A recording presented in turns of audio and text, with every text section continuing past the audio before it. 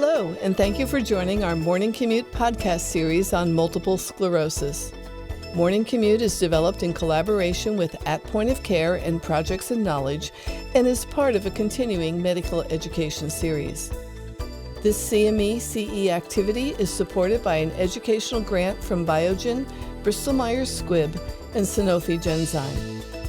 Information on the faculty and disclosures can be found at morningcommutepodcast.com/MS2. You can use this link to receive your credit and evaluate this program. The URL can also be accessed in the episode notes. You can also find the complete 6-part series by visiting morningcommutepodcast.com/MS. In this episode, Switching Tracks in MS, Timing and Direction, our faculty will discuss current perspectives on treatment escalation and lateral switches in MS patient care. They will also discuss how to assess clinical response and when a switch is warranted. I'm your host, Candace Hoffman, Managing Editor of Morning Commute. We are joined by Dr. Patricia Coyle, the Director of the MS Comprehensive Care Center in the Department of Neurology at Stony Brook University in New York, and by Dr. John Rinker, Associate Professor of Neurology in the Neurology Department at the University of Alabama, Birmingham. Dr. Coyle will lead our discussion. Welcome to our podcast, Switching Tracks in MS, Timing and Direction. John, thank you for joining with me today. It's good to be here, Pat. We're going to be discussing treatment escalation issues. And John, let me ask you to begin with, what basic initiation principles do you use in treating MS? Sure.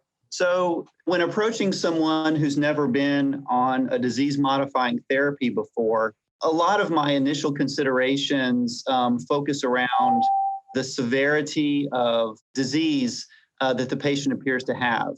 Patients will often have had prior neurological events or episodes that can give an indication as to how frequently their relapses are occurring or whether they're recovering from their early disease activity.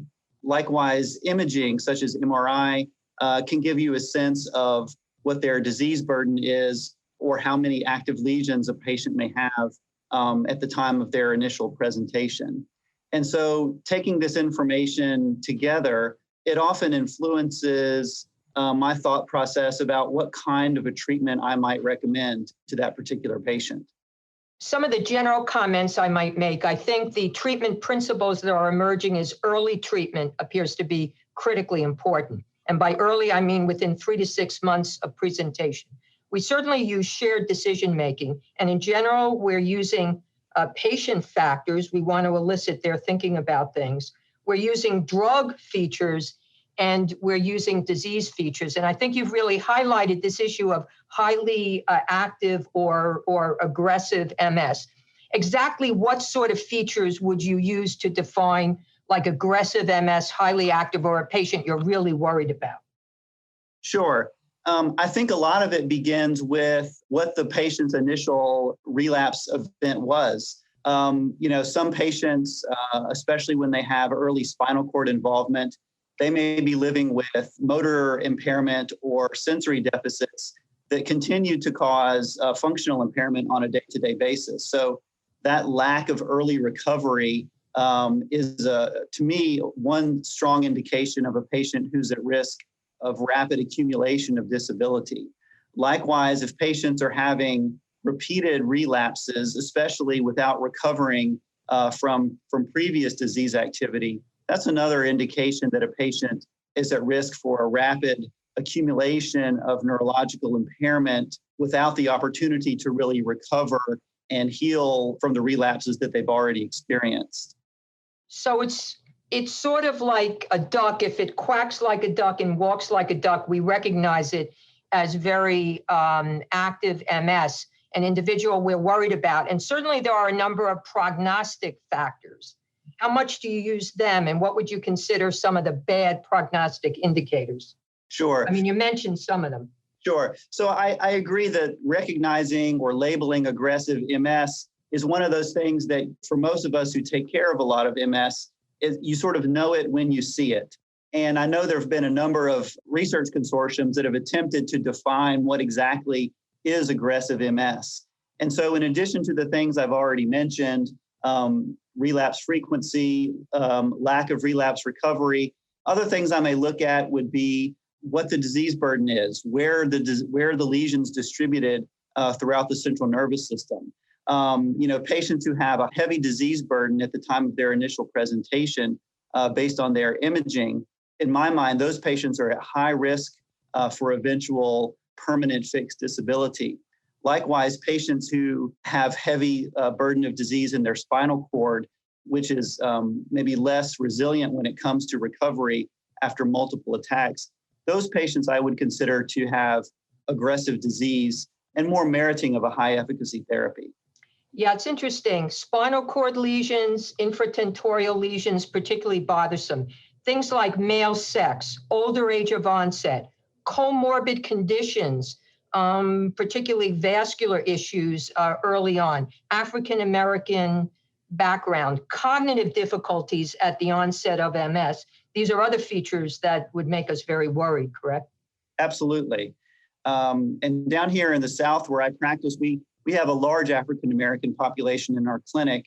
And I think our group as a whole tends to view the African American population in particular as a high risk population, and one that we're often considering more aggressive therapy as an initial treatment option compared to someone who is having more milder onset symptoms, who's maybe from a less at-risk ethnic group.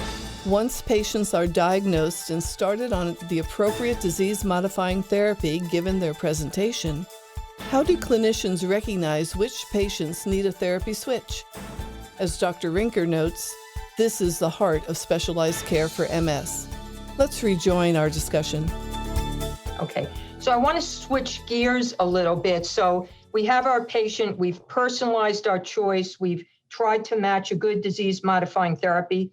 I think we have 25 distinct agents at the current time, including generics covering 10 mechanisms of action. But once on a disease-modifying therapy, we're going to continue to monitor them. And there's the possibility of a switch. And there are multiple reasons to switch an MS individual off their original disease-modifying therapy. John, could you just review for us the various reasons to switch a DMT? Absolutely. And I think this really gets to the heart of what specialized MS care is all about, is recognizing when and how to switch therapies in patients who merit such a change in treatment. So I think the first and maybe the easiest category of therapy switches are the ones that occur because patients simply do not tolerate whatever their initial treatment choice was, or maybe they're having some adverse event, such as abnormal lab work or some other complication that merits a change in therapy. And so I think this brings us to the first strategy when it comes to switching therapy, which is sort of the lateral move. And I think those of us who've been treating MS for a number of years can remember back to the days of having little to offer other than various forms of beta interferon and glatiramer acetate. And in those days, it was not uncommon that we would switch from one interferon to another interferon or to glatiramer acetate, not because we necessarily expected drastic differences in efficacy, but because we were looking for a better fit when it came to tolerability. And so I think in those situations, a lateral move is appropriate. But that, of course, is not the only situation in which we change therapy. We also, especially with the development of more high efficacy medications, now need to be looking at mechanisms of action and thinking if one particular medication doesn't seem to be working, when do we switch to a drug that may have a different and more effective mechanism of action? So it's a tolerability issue, but it's also breakthrough disease activity, which is the basis for close clinical follow-up and surveillance brain MRIs, et cetera. And then I think sometimes people switch on needle fatigue. I think quality of life is a valid issue. If somebody's on a treatment, but they're miserable on it, that's a reason to switch. Or a pernicious laboratory value. Let's say they're developing a marked lymphopenia and are becoming symptomatic from it with infections. That might be a reason. Or there's a difference in risk.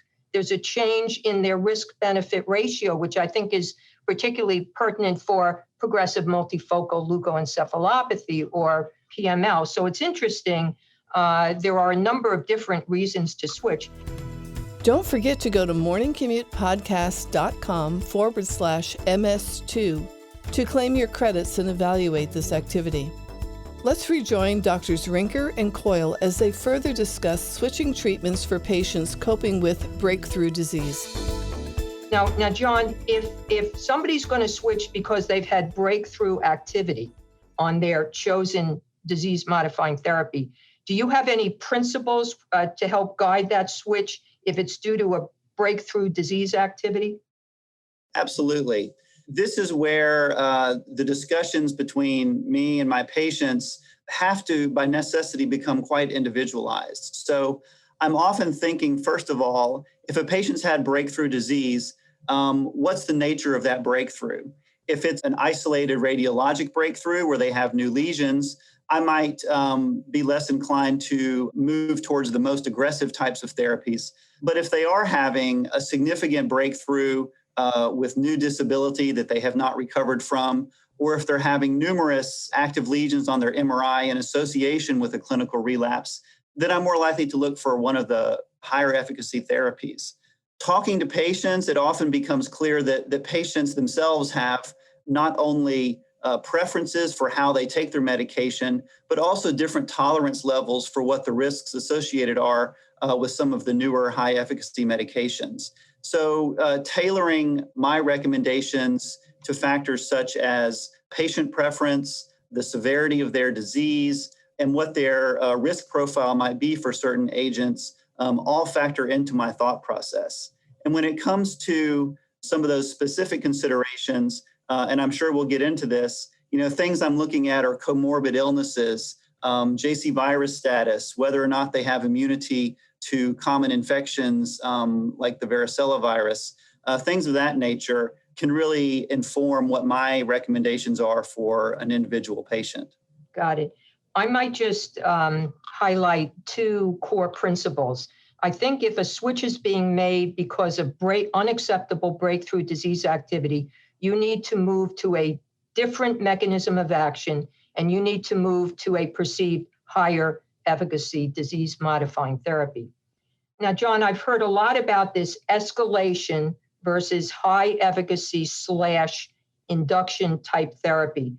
Could you just explain what your thinking is on this? And please define for me induction.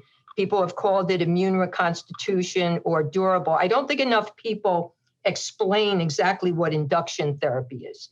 Absolutely. And I think it's a good idea to take a step back and really pay a little bit of attention to the definitions that we're using when we talk about these different treatment approaches. So when it comes to escalation, in my mind, what that denotes is really beginning with therapies that have moderate efficacy and high safety. So in general, these include the original platform therapies such as the beta interferons and glatiramer acetate.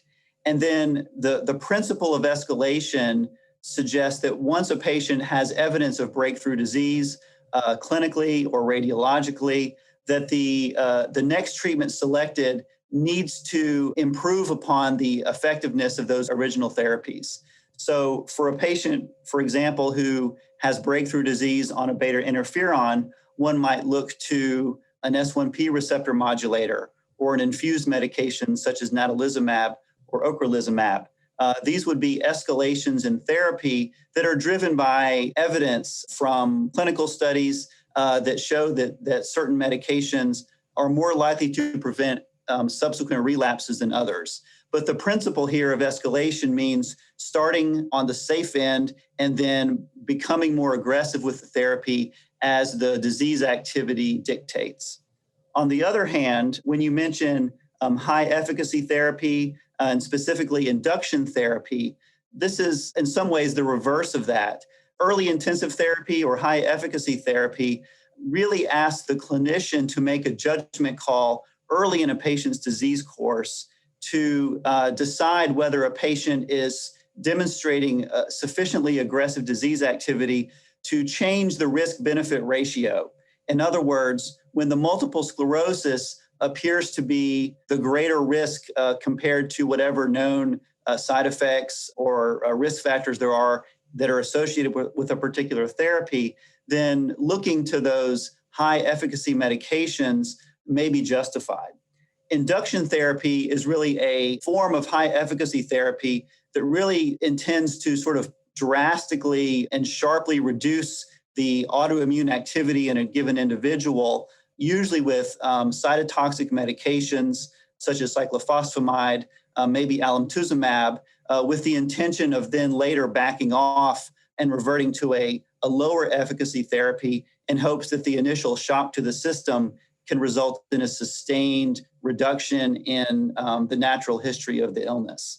Yeah, I kind of think about the induction strategies. These would be autologous hematopoietic bone marrow transplant, an experimental treatment, oral cladribine, alemtuzumab, when we were using it, mitoxantrone, as treatments that are designed to perhaps permanently or long-standing change the immune system and allow the person to maybe get on a different trajectory and allow them potentially to be drug-free for a prolonged period of time. They're very special. They're a subset of the high efficacy agents.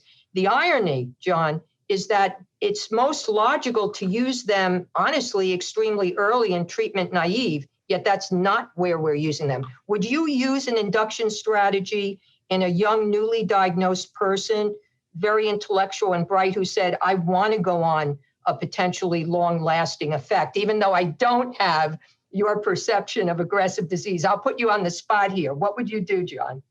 That is an excellent question, and fortunately one that doesn't come up overly often. When it has arisen, I've found that the best approach, in my opinion, is to really have a frank discussion about what the risks involved are to the individual. Because with very few exceptions, the more aggressive the treatment approach, whether it's stem cell transplantation or other cytotoxic medications, I think a lot of times patients are not aware of what the consequences are to their health. So thinking about things like future risk of malignancy, future risk of other autoimmune conditions, or especially in young females, which is extremely important in multiple sclerosis, concerns about fertility, child planning, that sort of thing. And I find that having those discussions where you really talk frankly about the possible adverse effects of early aggressive treatment can often help the patient see with a little maybe clearer perspective on what's appropriate and not appropriate. I also think that providing alternative suggestions that may achieve the same goals without quite the same degree of risk can be a helpful approach. So for example, a patient who, like you suggest, may have recently diagnosed multiple sclerosis and is looking for an early curative approach to the disease may be persuaded to instead go with something like ocrelizumab or natalizumab, where there's a high therapy or there's a high likelihood that the disease can be brought under control without the long-term risks to health that may be associated with some of the more aggressive therapies. Appropriately switching DMTs, monitoring patients closely, and escalating therapy as needed are all part of the clinician's armamentarium in managing MS. Drs. Coyle and Rinker now turn to the albatross in MS disability, transitioning from relapsing MS to secondary progressive MS. Great. Thanks, John. I want to turn now to one of the most feared disability markers. When we start treatment early, and I think we need to start treatment young. My hope is to have the patient be able to live a normal life, that they not become disabled from MS. Well, one of the most feared disability markers is transition from relapsing MS to secondary progressive MS, the neurodegenerative phase slowly going downhill. We know that is age-locked around menopause, around midlife, 45 to 55. What do we know about well, quite frankly, in the modern era, smaller proportions of MS patients are transitioning from relapsing to secondary progressive MS. We certainly know that. I'd like to hear your thoughts on that and what data is emerging about the impact of treatment and how early or late and the efficacy of the treatment in preventing this transition from relapsing to progressive disease. Yeah. So thanks, Pat. I think one of the more interesting discussions and more challenging discussions that I have with my own clinic patients at this time is trying to explain how little we're able to predict if or when a patient may transition from relapsing to secondary progressive MS. And I have to explain that a lot of the information we have about how long it takes for a relapsing patient to become progressive really derives from data that was collected well before the era of disease-modifying therapies. And I think since the early 1990s, when these therapies have become available, we still are redefining and learning just how much of a long-term effect these treatments have on patients and whether or not they transition to secondary progressive MS and what that secondary progressive course might be like if the natural history of the relapsing phase of their illness has been significantly altered. And so I think when it comes to evidence to support the early institution of treatment and its effect on transitioning to secondary progression, we can look at a number of studies that have tried to assign propensity scores to patients to see whether early and sustained treatment with the disease-modifying drug results in a different outcome than in patients who have not been on treatment, whether by choice or whether by some circumstance. And using these propensity models, we do see that there is a delayed or a decreased rate of of conversion to secondary progression in this patient population. What we really don't know is how much of an impact the more recently approved high efficacy therapies have on this process.